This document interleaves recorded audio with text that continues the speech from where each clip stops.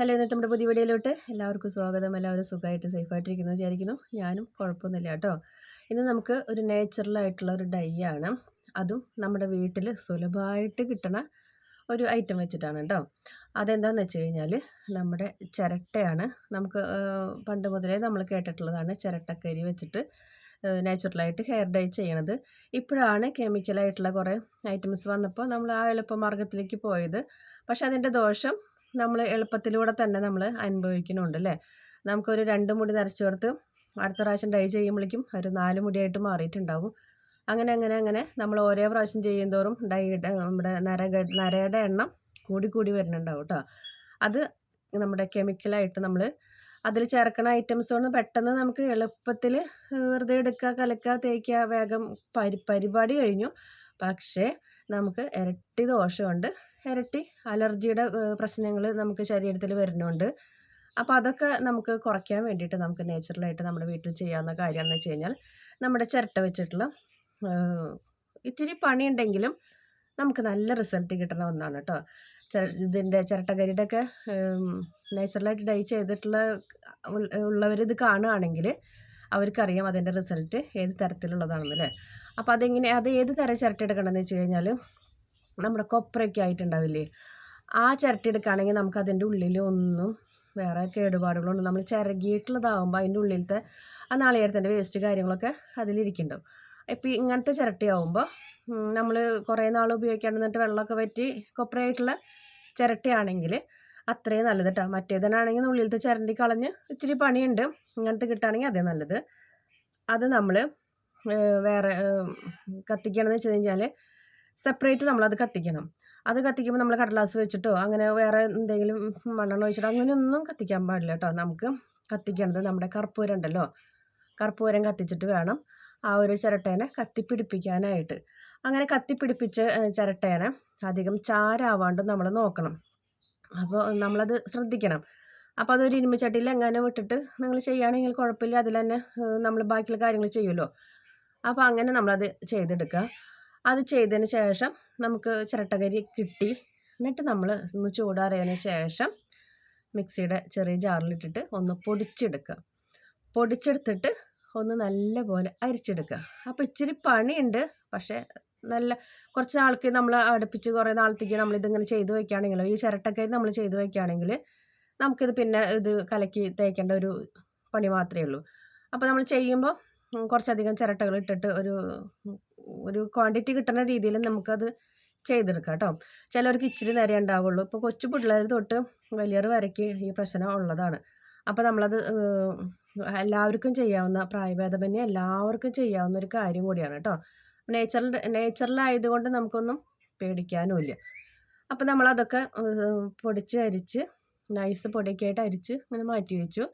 ഇനി ഇരുമ്പ് ചട്ടി ഇല്ലാത്തവരാണെങ്കിൽ 2 ഇരുമ്പിൻ്റെ ആണി ഇട്ടിട്ടായാലും നമുക്കിത് ചെയ്താൽ മതി കേട്ടോ.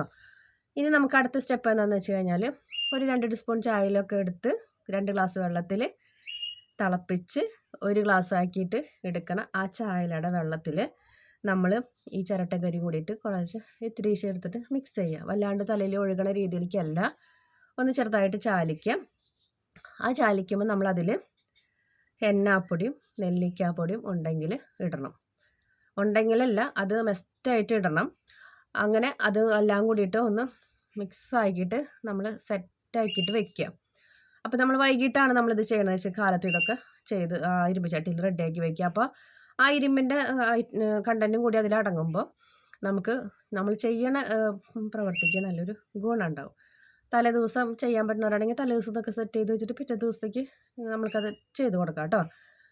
അപ്പോൾ അങ്ങനെ നമ്മളത് ചെയ്ത് കഴിഞ്ഞതിന് ശേഷം പിന്നെ നമുക്ക് നീലാമ്പരയുടെ പൊടി അലർജി ഇല്ലാത്തവരാണെങ്കിൽ അത് നമ്മൾ ഇതൊക്കെ ഹെന്നൊക്കെ ഇട്ട് ഡൈയൊക്കെ ഇട്ട് കുറേ കഴിഞ്ഞതിന് ശേഷം നമുക്ക് ഇതും കൂടി ഒന്ന് ചേർത്ത് കൊടുക്കുക.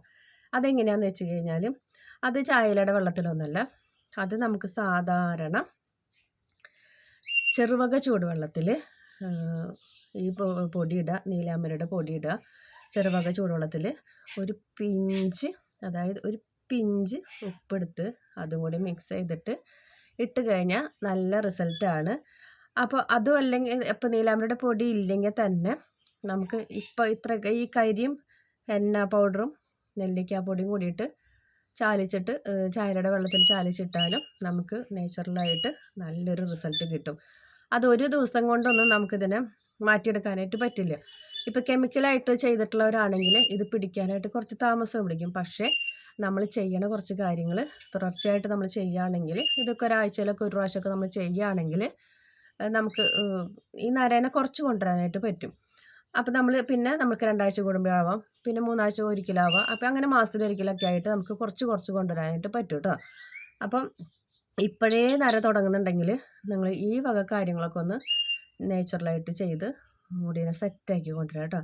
ഇതിപ്പോൾ ഇത്രയേ ഇരുന്ന് പറഞ്ഞിട്ട് ഇവിടെ ഒന്നും ഞങ്ങൾക്ക് ചെയ്ത് കാണിച്ചില്ലല്ലോ എന്ന് പറഞ്ഞു കഴിഞ്ഞാൽ, ഞാനത് ചെയ്ത് ഇവിടെ കാണിച്ചു കഴിഞ്ഞാൽ നമുക്കിത് ചെയ്തിട്ട് കാണിച്ചിട്ട് അതിൻ്റെ റിസൾട്ട് പോലും എനിക്കിവിടെ കാണിക്കാൻ പറ്റില്ല. എന്ന് വെച്ചാൽ മുടി നരച്ചിട്ടില്ല. അപ്പോൾ അതുകൊണ്ടാണ് നിങ്ങൾക്ക് ഇത്രയ്ക്കും അങ്ങോട്ട് പറഞ്ഞത്. അപ്പോൾ ഈ ഹെയർ ഡൈയുടെ വീഡിയോസിന് നമുക്ക് ഇങ്ങനെ ചെയ്യാനായിട്ട് എന്തെങ്കിലും വേറെ മാർഗ്ഗങ്ങളുണ്ടോയെന്ന് ചോദിക്കുന്നവർക്ക് കമൻറ്റൊക്കെ വരുമ്പോഴാണ് നമ്മൾ ഇങ്ങനത്തെ കാര്യങ്ങളൊക്കെ ഒന്ന് അന്വേഷിച്ച് കണ്ടുപിടിച്ചൊക്കെ കൊണ്ടുവരണം കേട്ടോ. അപ്പോൾ നമ്മുടെ ഇന്നത്തെ വീഡിയോ ഇത്രയൊക്കെയുള്ളൂ. വീഡിയോ ഇഷ്ടപ്പെട്ടെങ്കിൽ ലൈക്ക് ചെയ്യുക, ഷെയർ ചെയ്യുക, കമൻറ്റ് ചെയ്യുക. നമ്മുടെ ചാനലിൽ ഒരുപാട് സിമ്പിളായിട്ട് ചെയ്യാവുന്ന സിറം കാര്യങ്ങളൊക്കെ ഉണ്ട്. സിറായിട്ട് ഉപയോഗിക്കാം, സ്പ്രേ ആയിട്ട് ഉപയോഗിക്കാം.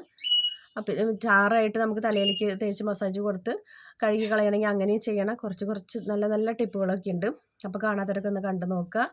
അപ്പോൾ നമ്മുടെ ഇന്നത്തെ വീഡിയോ ഇത്രയൊക്കെയുള്ളൂ. വീഡിയോ ഇഷ്ടപ്പെട്ടെങ്കിൽ ലൈക്ക് ചെയ്യുക, ഷെയർ ചെയ്യുക, കമൻറ്റ് ചെയ്യുക, ഫ്രണ്ട്സിനൊക്കെ ഷെയർ ചെയ്ത് കൊടുക്കുക. നമ്മുടെ ചാനലിലോട്ട് പുതുതായിട്ട് വരുന്ന കൂട്ടുകാരൊക്കെ ലൈക്ക് ചെയ്യണം, ഹൈപ്പ് ചെയ്യണം, ഷെയർ ചെയ്യണം കേട്ടോ. അടുത്തൊരു വീഡിയോ ആയിട്ട് വരുന്നവരേക്കും ബൈ ബൈ.